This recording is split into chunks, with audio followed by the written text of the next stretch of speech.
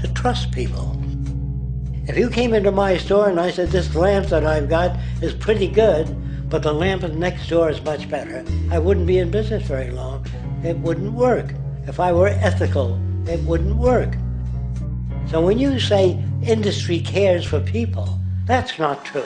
They can't afford to be ethical. So your system is not designed to serve the well-being of people. If you still don't understand that, there would be no outsourcing of jobs if they cared about people. Industry does not care. They only hire people because it hasn't been automated yet. So don't talk about decency and ethics. We cannot afford it and remain in business. It is important to point out that regardless of the social system, whether fascist, socialist, capitalist, or communist, the underlying mechanism is still money, labor, and competition. Communist China is no less capitalistic than the United States. The only difference is the degree by which the state intervenes in enterprise. The reality is that monetaryism, so to speak, is the true mechanism that guides the interests of all the countries on the planet.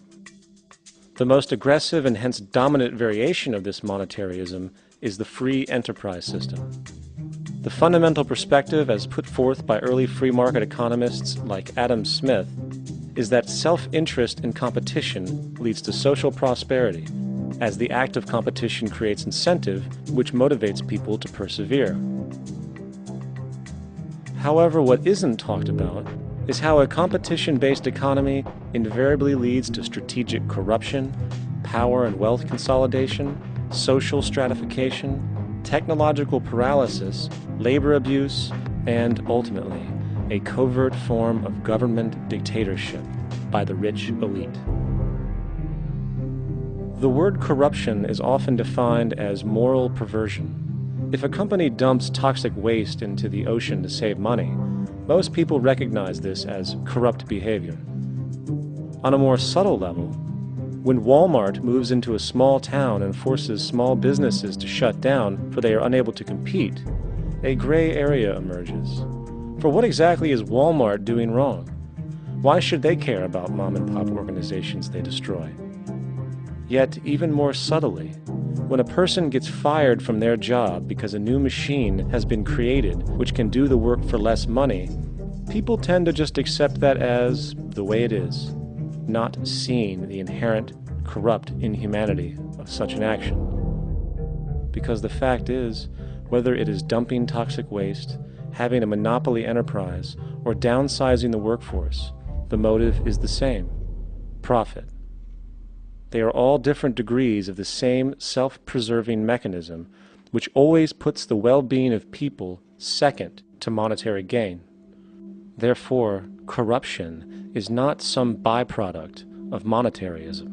It is the very foundation. And while most people acknowledge this tendency on one level or another, the majority remains naive as to the broad ramifications of having such a selfish mechanism as the guiding mentality in society. Internal documents show that after this company positively, absolutely knew that they had a medication that was infected with the AIDS virus, they took the product off the market in the U.S. and then they dumped it in France, Europe, Asia, and Latin America. The U.S. government allowed it to happen. The FDA allowed this to happen. And now the government is completely looking the other way. Thousands of innocent hemophiliacs have died from the AIDS virus. This company knew absolutely that it was infected with AIDS. They dumped it because they wanted to turn this disaster into a profit. So you see, you have built-in corruption. We're all chiseling off each other, and you can't expect decency in that sort of thing.